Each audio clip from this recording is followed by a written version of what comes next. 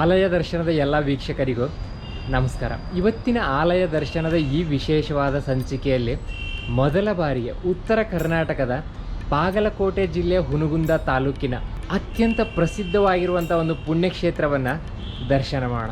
ಕೃಷ್ಣ ಮತ್ತು ಮಲಪ್ರಭಾ ನದಿಗಳು ಸಂಗಮವಾಗುವಂಥ ಈ ಸ್ಥಳದಲ್ಲೇ ಶ್ರೀ ಸಂಗಮೇಶ್ವರ ಸ್ವಾಮಿಯು ಕೂಡ ನೆಲೆಸಿದ್ದಾರೆ. ಅದೇ ಕೂಡಲ ಸಂಗಮ.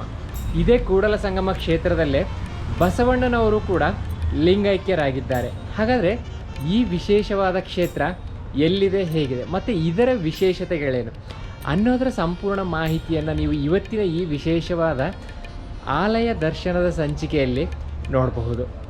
ಹಾಗಾದರೆ ಮತ್ತ್ಯಾಕೆ ತಡ, ಎಲ್ಲರೂ ಕೂಡ ಆಲಯ ದರ್ಶನ ಯೂಟ್ಯೂಬ್ ಚಾನಲ್ನ ಸಬ್ಸ್ಕ್ರೈಬ್ನ ಮಾಡ್ಕೊಳ್ಳಿ. ಇದರಲ್ಲಿ ನಿಮಗೆ ಇದೇ ರೀತಿಯ ವಿಶೇಷವಾದ ದೇವಸ್ಥಾನಗಳ ಸಂಪೂರ್ಣ ಮಾಹಿತಿಯ ವಿಡಿಯೋಸ್ಗಳು ಸಿಗ್ತಾ ಇರುತ್ತೆ. ಹಾಗೆಯೇ ಆಲಯ ದರ್ಶನ ಪುಸ್ತಕವನ್ನು ಯಾರು ತೊಗೊಂಡಿಲ್ವೋ ಇಲ್ಲಿ ಕೊಟ್ಟಿರುವಂಥ ಈ ಒಂದು ಸಂಖ್ಯೆಗೆ ಕರೆ ಅಥವಾ ವಾಟ್ಸಪ್ನ ಮಾಡಿ ಆಲಯ ದರ್ಶನ ಪುಸ್ತಕವನ್ನು ತೊಗೊಳ್ಬೋದು. ಇದರಲ್ಲಿ ನಿಮಗೆ 50 ದೇವಸ್ಥಾನಗಳ ಸಂಪೂರ್ಣ ಮಾಹಿತಿಯ ಜೊತೆಗೆ ದೇವಸ್ಥಾನದ ವಿಳಾಸ ಮತ್ತು ಫೋನ್ ನಂಬರ್ಗಳು ಕೂಡ ಸಿಗುತ್ತೆ. ಸೊ ಹಾಗಾದ್ರೆ ಮತ್ತ್ಯಾಕೆ ತಡ, ಬನ್ನಿ ಇವತ್ತಿನ ಈ ವಿಶೇಷವಾದ ಆಲಯ ದರ್ಶನದ ಸಂಚಿಕೆಯಲ್ಲಿ ನಾವು ಈ ವಿಶೇಷವಾದ ಪುಣ್ಯಕ್ಷೇತ್ರವನ್ನು ದರ್ಶನ ಮಾಡೋಣ.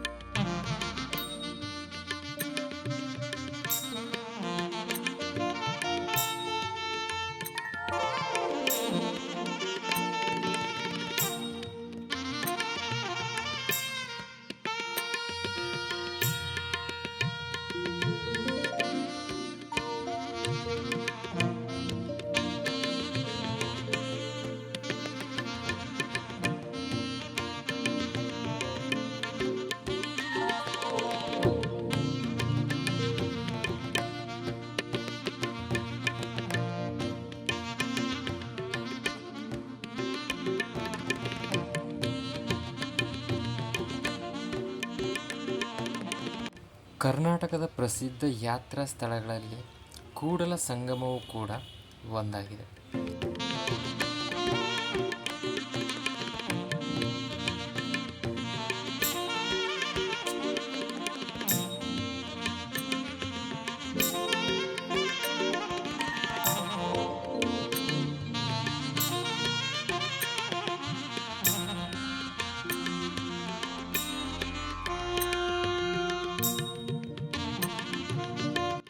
ಕೃಷ್ಣ, ಮಲಪ್ರಭಾ ಮತ್ತು ಘಟಪ್ರಭಾ ನದಿಗಳು ಸೇರುವ ತ್ರಿವೇಣಿ ಸಂಗಮವೂ ಕೂಡ ಹೌದು.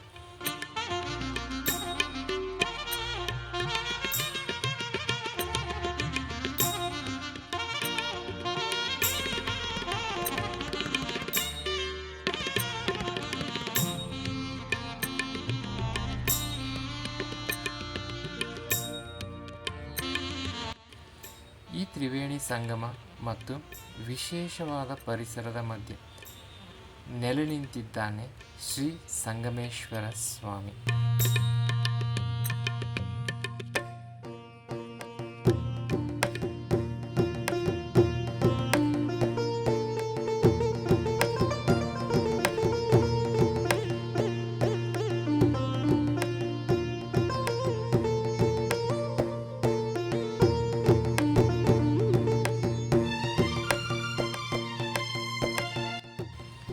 ಈ ಕ್ಷೇತ್ರವು ಉತ್ತರ ಕರ್ನಾಟಕದ ಬಾಗಲಕೋಟೆ ಜಿಲ್ಲೆಯ ಹುನಗುಂದ ತಾಲೂಕಿನಲ್ಲಿದೆ.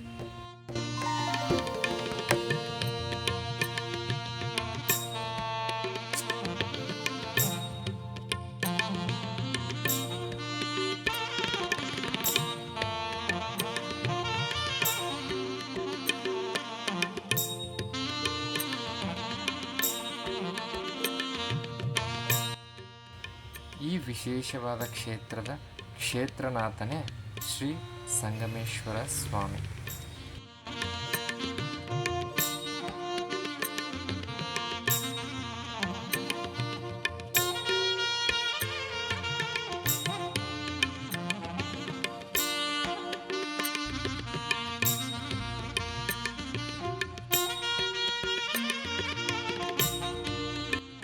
ಕೂಡಲಸಂಗಮವು ಬಸವಣ್ಣನವರ ಐಕ್ಯ ಸ್ಥಳವಾಗಿದ್ದು ಲಿಂಗಾಯತ ಪಂಗಡದವರಿಗೆ ಪ್ರಮುಖ ಪುಣ್ಯಕ್ಷೇತ್ರವಾಗಿದೆ.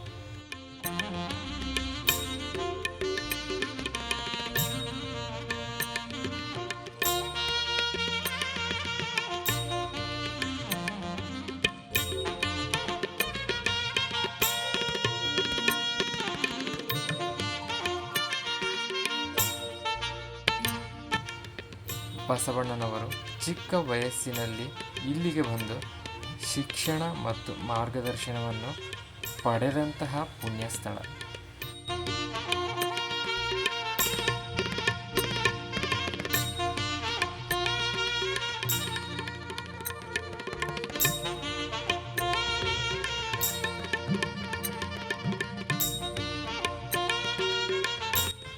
ಈ ದೇವಾಲಯವನ್ನು ಚಾಲುಕ್ಯ ಶೈಲಿಯಲ್ಲಿ ನಿರ್ಮಿಸಲಾಗಿದೆ.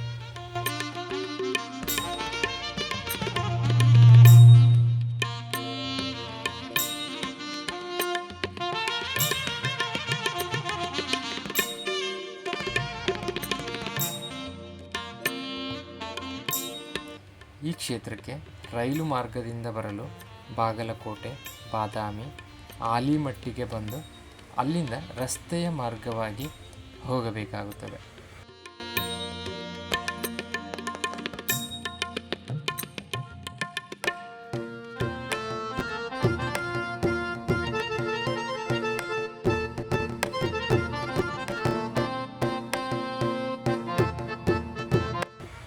ಇಲ್ಲಿ ತಂಗಲು ವಿಶೇಷವಾಗಿ ಯಾತ್ರಾ ನಿವಾಸಗಳಿವೆ. ಹಾಗೆ ಪ್ರತಿನಿತ್ಯ ಮಧ್ಯಾಹ್ನ ಮತ್ತು ರಾತ್ರಿ ದಾಸೋಹದ ವ್ಯವಸ್ಥೆ ಇದೆ.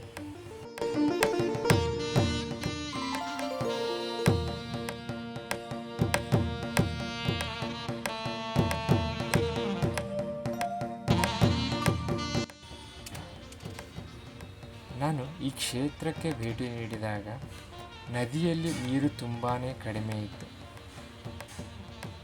ಡ್ರೋನ್ ವಿಡಿಯೋದಲ್ಲಿ ನದಿಯಲ್ಲಿ ನೀರು ಇರದೇ ಇರುವಾಗ ಹೇಗೆ ಕಾಣಿಸುತ್ತದೆ ಎಂದು ನೋಡಬಹುದು.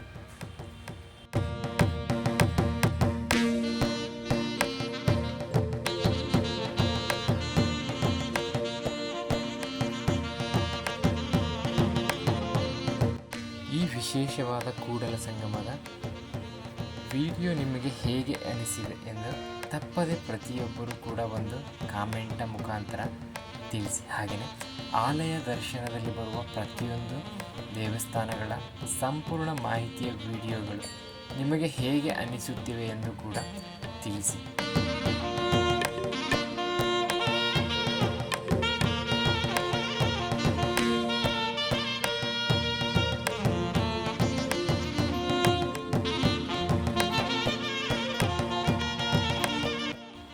ಇದೇ ಬಸವಣ್ಣನವರು ಲಿಂಗೈಕ್ಯರಾಗಿರುವಂಥ ವಿಶೇಷವಾದ ಪುಣ್ಯಸ್ಥಳ.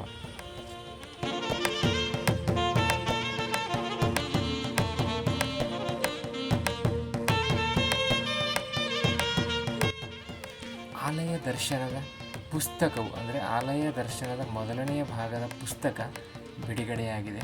ಇದರಲ್ಲಿ 50 ದೇವಸ್ಥಾನಗಳ ಸಂಪೂರ್ಣ ಮಾಹಿತಿಯ ಜೊತೆಗೆ ದೇವಸ್ಥಾನದ ವಿಳಾಸ ಮತ್ತು ಫೋನ್ ನಂಬರ್ಗಳು ಕೂಡ ಲಭ್ಯವಿದೆ.